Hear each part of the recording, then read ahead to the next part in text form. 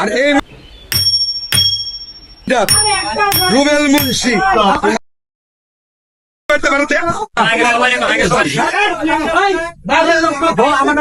এই যে আছে ডাকাত দলের সদস্য, ঠিক আছে, এরা হইলে ডাকাত দলের সদস্য।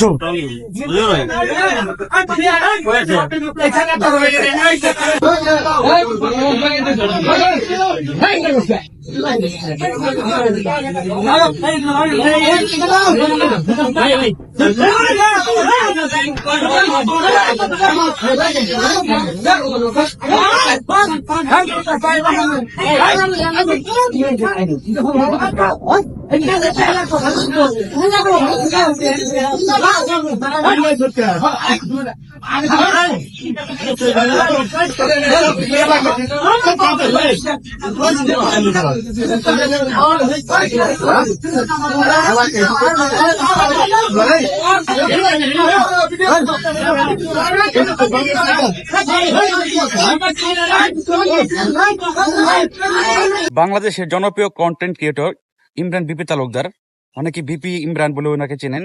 সুমাইয়া এবং ইমরান বিপি ফেসবুকে অনেক বেশি পরিচিত, ইউটিউবে ওনারা অনেক বেশি পরিচিত।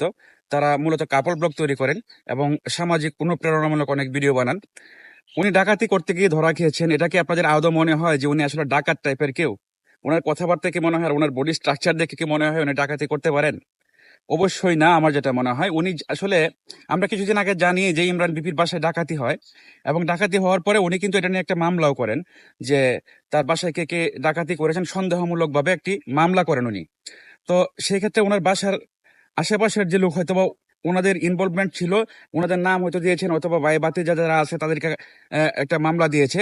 এটার প্রতিহিংসার শিকার ইমরান বিপি, আমার যেটা মনে হচ্ছে ব্যক্তিগতভাবে। ইমরান বিপি আসলে এতটা খারাপ মানুষ হওয়ার কথা না।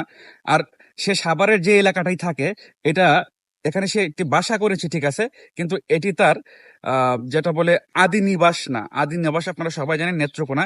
আর সাভারের যে এরিয়ার ব্যাপারটা হলো, সেখানে লোকালদের পাওয়ার সবচেয়ে বেশি হয়, এবং ওনারা একটু অন্যরকম মানুষ হয়।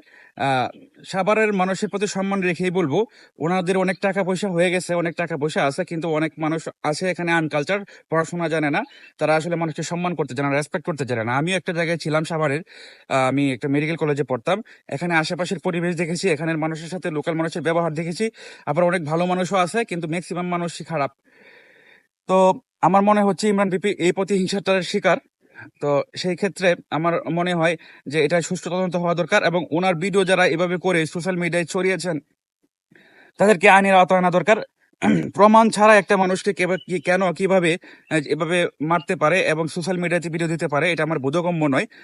এটা যদি প্রমাণ থাকতো যে উনি ডাকাতি করতে গিয়েছেন, তাহলে হাতে নাতে ধরতো, তাহলে কি কি ডাকাতি করেছেন, কি সিস্টেমে করেছেন, পুলিশ থাকতো, অনেকেই থাকতো, সেই ক্ষেত্রে অন্যরকম ব্যাপারটা হইতে পারতো।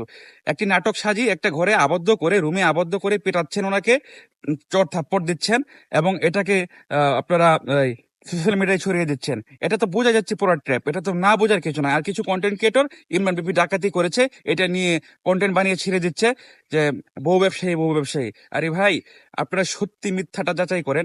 আমিও সত্যিটা জানি না, কিন্তু আমার মনে হয় যে এটা আসলে আহ পরিকল্পিত, এবং ওনাকে ফাঁসানো হয়েছে। ডাকাতি যদি করতে হতো, কয়েকটা মানুষ ইনভলভমেন্ট থাকতো, এবং মানুষের আশেপাশের মানুষ অনেক জড়ো থাকতো, এবং পুলিশ থাকতো জায়গায়, এবং সেক্ষেত্রে আমরা কোনো কিছুই পাইনি। তো ধন্যবাদ সকলকে কষ্ট করে আমার ভিডিওটি দেখার জন্য। আমি যদি আমার ভিডিওতে কোনো ভুল বলে থাকি, আমাকে অবশ্যই ক্ষমা করবেন। আসসালামু আলাইকুম।